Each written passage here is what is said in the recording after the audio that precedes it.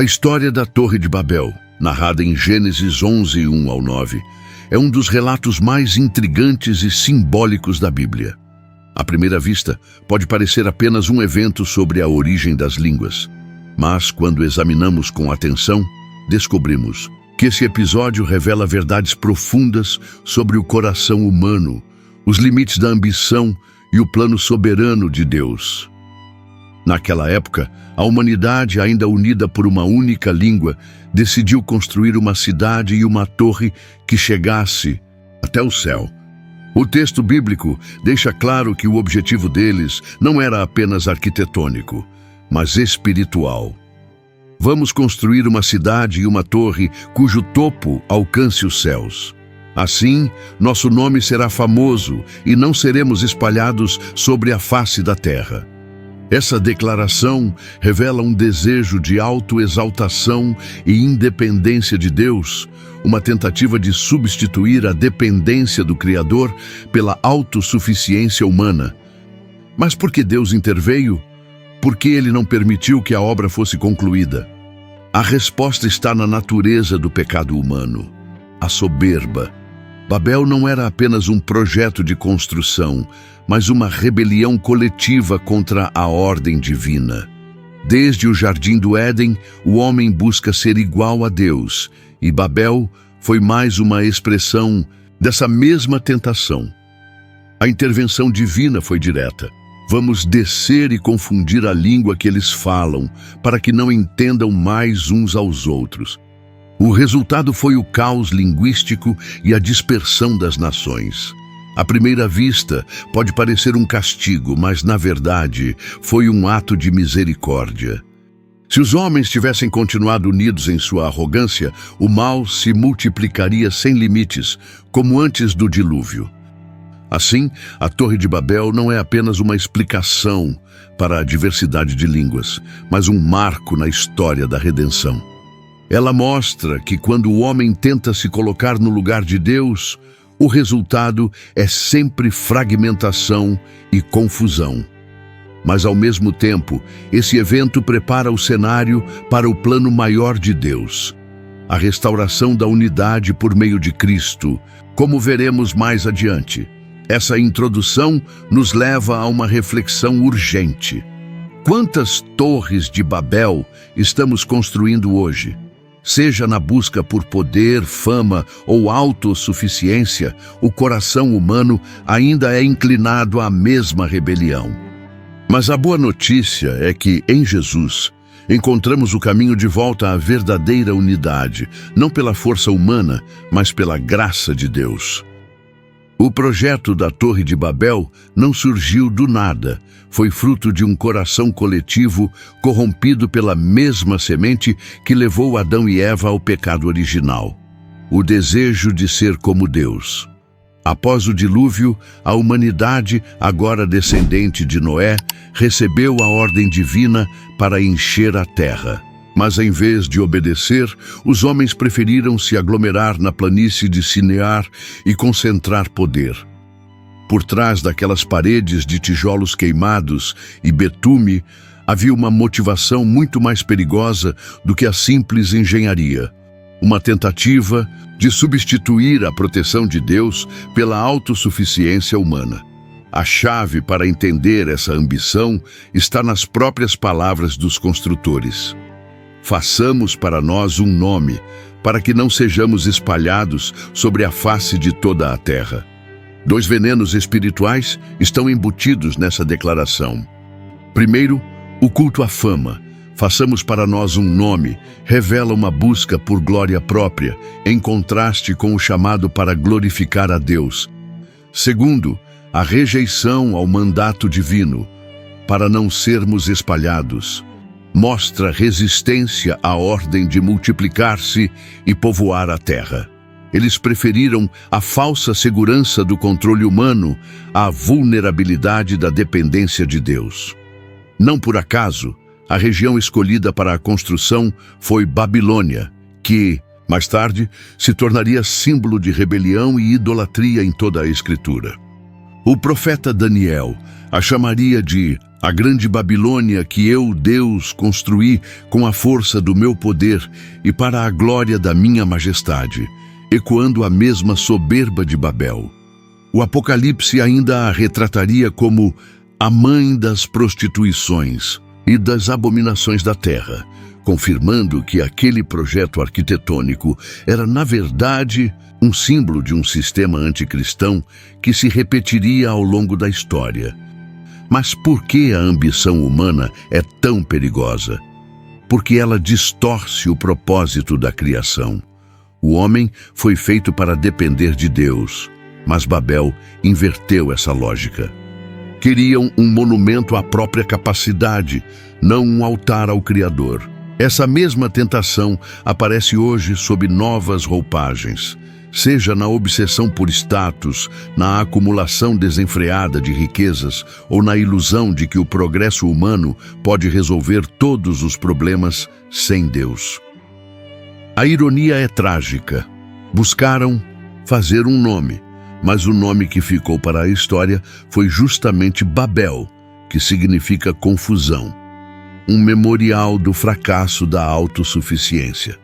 Esse episódio nos ensina que quando o homem edifica sem Deus, mesmo seus feitos mais impressionantes carregam em si a semente da própria ruína. E essa lição ecoa até hoje, como advertência para quem acha que pode construir sua vida longe daquele que é o único alicerce seguro. A Torre de Babel não foi apenas um projeto arquitetônico fracassado. Ela se tornou um arquétipo espiritual que percorre toda a narrativa bíblica, revelando o perene conflito entre a soberania divina e a rebelião humana. Quando examinamos as Escrituras com atenção, descobrimos que Babel não terminou na planície de Sinear. Ela reaparece, transmutada, na Babilônia de Nabucodonosor, no sistema mundano que crucificou Cristo e na grande Babilônia do Apocalipse. Essa torre foi muito mais que uma construção de tijolos. Foi a primeira manifestação organizada de um reino terreno em oposição ao reino de Deus. O profeta Daniel nos fornece uma chave interpretativa crucial quando descreve o sonho de Nabucodonosor sobre uma grande estátua com pés de barro. A cabeça de ouro representava justamente a Babilônia, herdeira espiritual daquela mesma arrogância que ergueu Babel. O paralelo é intencional. Assim como os construtores originais buscaram alcançar os céus, Nabucodonosor construiu uma estátua dourada, exigindo adoração universal. O padrão se repete. Sempre que a humanidade atinge certo nível de poder e tecnologia, surge a tentação de substituir Deus por sistemas humanos de dominação e controle. No Novo Testamento, essa simbologia atinge seu clímax. A Babilônia reaparece não como cidade física, mas como sistema anticristão. Pedro, escrevendo da própria Babilônia, usa o termo como código para o Império Romano que perseguia a Igreja. E no Apocalipse, João vê Babilônia a Grande como uma meretriz embriagada com o sangue dos santos. O que começou como uma torre na Mesopotâmia tornou-se o arquétipo de toda a estrutura humana que se opõe a Deus. Esse simbolismo nos revela um princípio atemporal. Toda vez que a humanidade tenta criar utopias à parte de Deus, sejam impérios, ideologias ou sistemas econômicos, está repetindo o pecado de Babel. A torre representa a ilusão de que podemos construir uma sociedade perfeita sem o Criador. Mas assim como em Babel, esses projetos carregam em si a semente da própria destruição. Pois, se o Senhor não edificar a casa, em vão trabalham os que a edificam. A ironia divina é profunda. A mesma Babilônia que simboliza a rebelião humana torna-se nas Escrituras o palco onde Deus revela sua soberania.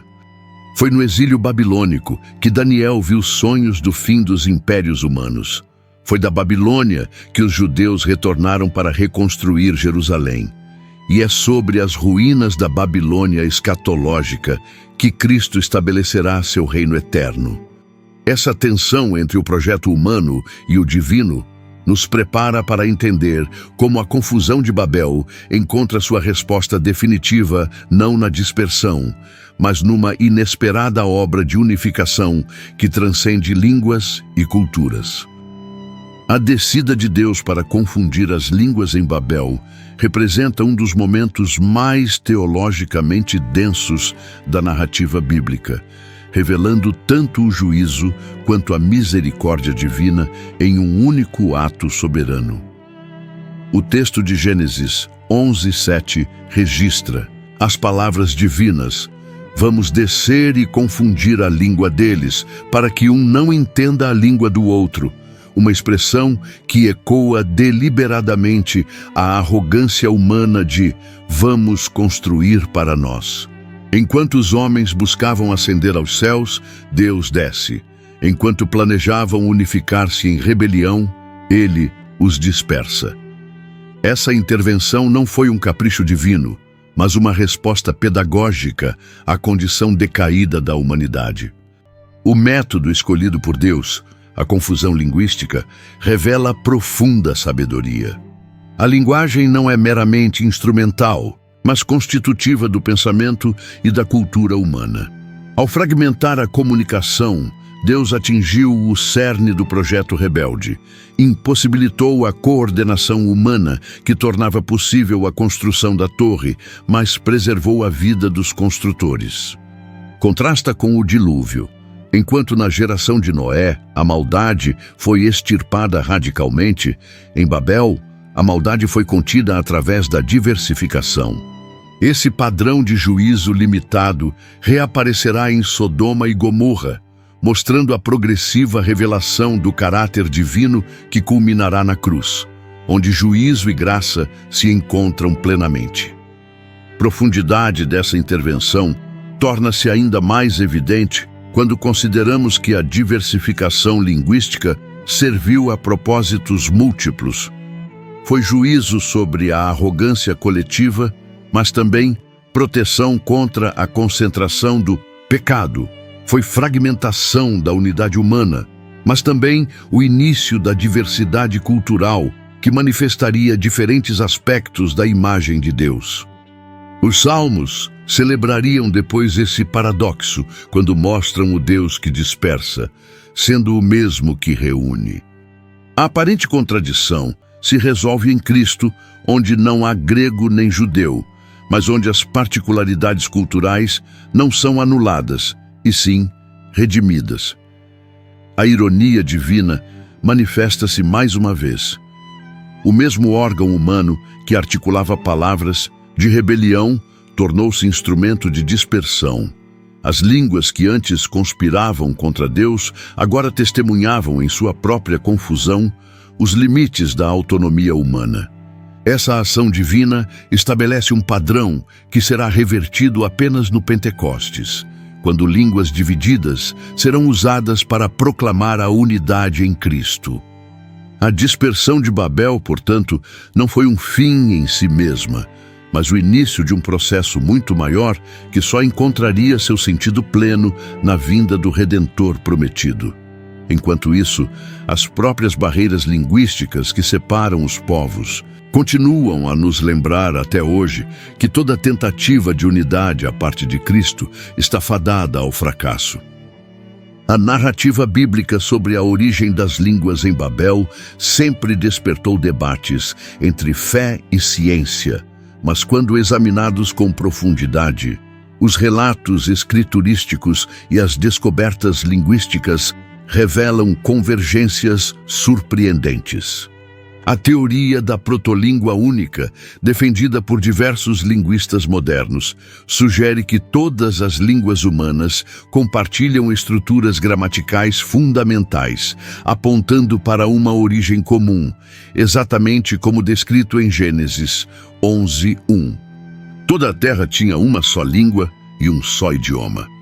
A glotocronologia, ciência que estuda a evolução das línguas, estima que a diversificação linguística acelerada, ocorrida há aproximadamente 4.000 anos, coincide curiosamente com o período bíblico de Babel. Mais fascinante ainda é como a dispersão linguística descrita na Bíblia encontra eco na formação dos troncos linguísticos.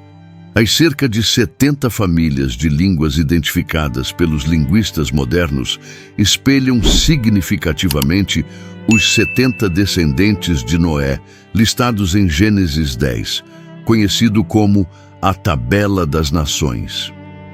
Essa correlação não é mera coincidência, mas sugere que o relato bíblico preserva uma memória histórica genuína da fragmentação linguística da humanidade. A própria palavra Babel deriva do verbo hebraico balal, que significa confundir, criando uma etimologia perfeita para o evento descrito. Contrariando a visão secular que vê a diversidade linguística como produto de evolução gradual, a Bíblia apresenta uma mudança súbita e sobrenatural. Explicação que resolve enigmas científicos como o aparecimento simultâneo de sistemas linguísticos complexos em civilizações antigas sem estágios intermediários detectáveis. O salmista parece ecoar essa verdade quando declara: aquele que forma o ouvido não ouvirá, aquele que fez o olho não verá, aquele que disciplina as nações não as castigará, aquele que ensina ao homem o conhecimento não saberá, sugerindo que o próprio Criador intervém nos processos cognitivos humanos, incluindo a linguagem. Esta perspectiva integrada entre revelação bíblica e evidência científica nos leva a uma compreensão mais rica do milagre linguístico que somos. Cada língua humana, com sua complexidade irredutível, testemunha não apenas a criatividade divina, mas também o propósito redentor de Deus que, tendo permitido a confusão em Babel, preparava o cenário para o dia em que pessoas de toda nação, tribo, povo e língua seriam reunidas em adoração comum. A diversidade linguística, portanto, longe de ser acidente histórico, revela-se parte do grandioso plano de Deus para manifestar sua glória através da multiplicidade cultural redimida. O evento de Pentecostes, registrado em Atos 2, não foi apenas o nascimento da igreja, mas uma reversão deliberada e simbólica da maldição de Babel, estabelecendo um paralelo teológico que revela o coração redentor de Deus.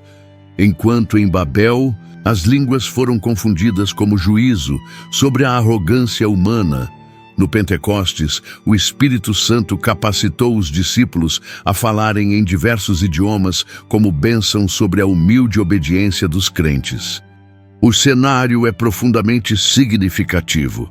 Jerusalém, cidade onde Deus colocou seu nome, contrastando com Babel, cidade onde os homens buscaram fazer seu próprio nome. Os mesmos instrumentos de divisão, as línguas, tornaram-se agora veículos de unidade espiritual, demonstrando que o que foi fracturado pelo pecado seria restaurado pela graça. A descida do Espírito em línguas como de fogo sobre cada crente individualmente contrasta com a tentativa coletiva em Babel de alcançar o céu através de esforço humano. Enquanto os construtores da torre usaram tijolos e betume, materiais artificiais, para criar um monumento à sua própria glória, os discípulos foram cheios do fogo divino que purifica e unifica. As multidões atônitas ouviam as grandezas de Deus em suas próprias línguas, indicando que o Evangelho não anula as particularidades culturais, mas as redime e consagra para a glória de Deus. O milagre linguístico do Pentecostes não produziu uniformidade, mas compreensão, uma distinção crucial que mostra a diferença entre a unidade imposta pelo homem e a unidade outorgada por Deus. Este evento cumpria profeticamente a promessa de Joel e estabelecia um novo paradigma para a humanidade. Se Babel representou a dispersão dos povos pela soberba, Pentecostes simbolizou a reunião dos eleitos pela fé. O apóstolo Paulo, mais tarde, desenvolveria este tema ao explicar que em Cristo não pode haver grego nem judeu, circuncisão nem incircuncisão, bárbaro, cita, escravo, livre, porém Cristo é tudo em todos. Notavelmente, a solução divina para a divisão em Babel não foi retornar a uma única língua terrena, mas conceder uma linguagem espiritual transcendente que todos os redimidos podem compreender, independentemente de sua origem étnica ou linguística. A ironia redentora se completa. O que fora instrumento de dispersão tornou-se meio de evangelização. O que servira para dividir agora unia. O que fora consequência do pecado transformou-se em recurso para a pregação da salvação. Esta inversão divina prepara o cenário para a consumação escatológica, quando uma multidão incontável de todas as nações, tribos, povos e línguas adorará unânime diante do Cordeiro. Enquanto isso, a tensão entre unidade e diversidade permanece como lembrete de que nossa verdadeira cidadania não está em nenhuma torre humana, mas na Jerusalém celestial que desce de Deus, onde finalmente compreenderemos plenamente como os juízos divinos sempre serviram em última instância a seus propósitos redentores.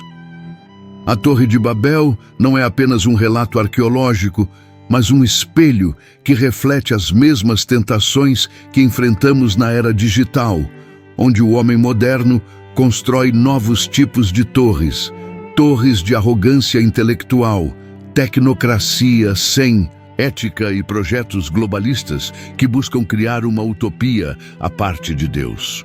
O mesmo impulso que levou os antigos a dizer, façamos para nós um nome, hoje se manifesta na obsessão por likes, seguidores e legados pessoais que buscam a imortalidade terrena.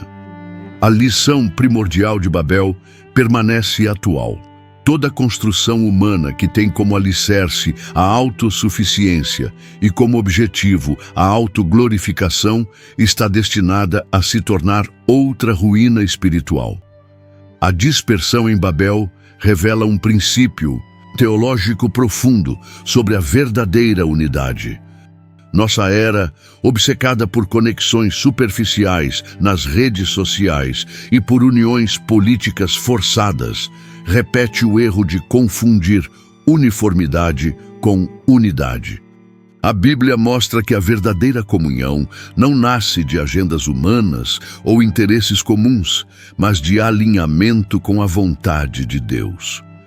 Como provam os construtores de Babel, até mesmo pessoas falando a mesma língua podem estar espiritualmente desconectadas, enquanto o Pentecostes mostrou que pessoas de línguas diferentes podem compartilhar uma compreensão sobrenatural quando cheias do Espírito. Essa paradoxal realidade nos confronta com a pergunta: quantas de nossas torres modernas, sejam corporativas, ministeriais ou pessoais, estão sendo construídas com tijolos de ambição e argamassa de rivalidade, em vez da pedra angular, que é Cristo? O antídoto para o espírito de Babel está exemplificado na vida de Abraão, chamado por Deus logo após o episódio da torre. Enquanto Babel buscava fazer um nome para si, Deus prometeu fazer o nome de Abraão grande. Essa contraposição revela o caminho da verdadeira significância, não através de autopromoção, mas de obediência e dependência divina. Na economia de Deus, os que se humilham são exaltados, e os que perdem sua vida por amor a Cristo verdadeiramente a encontram.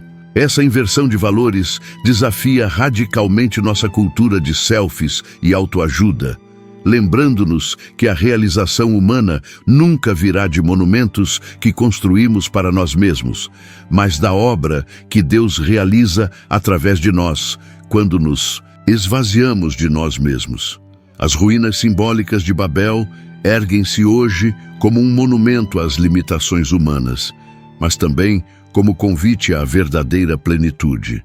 Elas testificam que nossa ânsia por significado só será saciada quando direcionada ao Eterno, que nos criou para a sua glória. Enquanto o mundo continua erguendo torres de sucesso transitório, os redimidos são chamados a viver como peregrinos em busca da cidade, cujo arquiteto e edificador é Deus, onde a diversidade não será obstáculo, mas expressão da multiforme sabedoria divina. Nesta esperança vivemos, sabendo que toda língua um dia confessará que Jesus Cristo é Senhor, não por coerção, mas pela irresistível atração da verdade que finalmente unirá o que o pecado separou. A história da Torre de Babel, quando contemplada em sua plenitude bíblica, revela-se não como um mero relato sobre a origem das línguas, mas como uma janela para a profunda sabedoria de Deus em lidar com a rebelião humana. O que inicialmente pareceu um juízo divino sobre a arrogância dos homens, mostrou-se no decorrer da revelação escriturística um ato de graça preventiva e um marco no plano redentor. A dispersão em Babel, que poderia ser vista como castigo, transformou-se no palco onde Deus manifestaria sua glória através da diversidade de nações, cada uma carregando aspectos distintos da imagem do Criador, e todas destinadas a serem reunidas em Cristo. Esse paradoxo divino ecoa as palavras de José a seus irmãos: "Vós, na verdade, intentastes o mal contra mim, porém, Deus o tornou em bem", demonstrando que até mesmo os atos humanos mais rebeldes são permeáveis aos propósitos soberanos de Deus.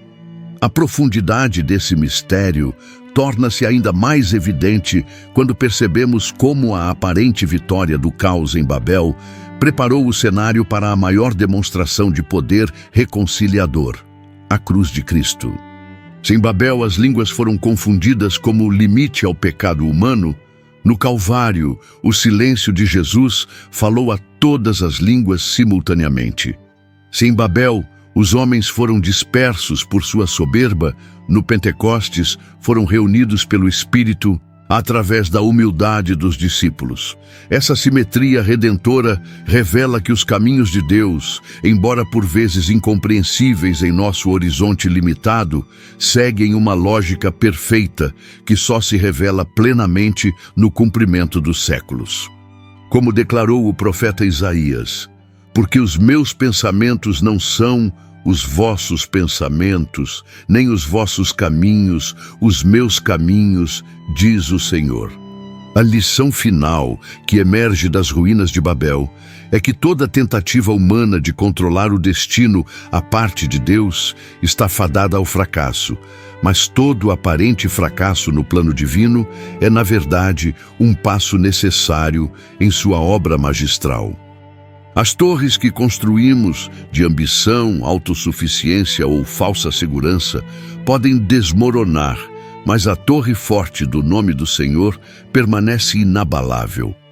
A confusão de Babel, vista da perspectiva da eternidade, revela-se não como um acidente histórico, mas como um movimento necessário na sinfonia da redenção, onde até mesmo as dissonâncias humanas são incorporadas na harmonia final que glorificará a Deus.